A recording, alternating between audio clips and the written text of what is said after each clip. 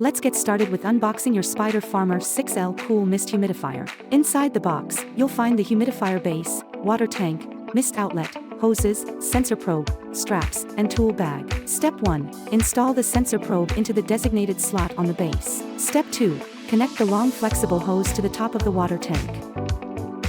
Step 3. Install the two-way nozzle to the end of the long flexible hose. Step 4. Connect the short flexible hoses to the two-way nozzle. Step 5. Open the lid above the humidifier and inject water at the top, or detach the tank to fill it with water.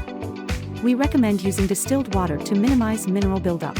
Step 6. Plug in the power adapter and switch on your humidifier. Use the control panel to adjust the mist level and set the desired humidity. Your Spider Farmer 6L Cool Mist Humidifier is now ready to create the perfect environment for your plants. Thank you for choosing Spider Farmer. For more information, visit our website.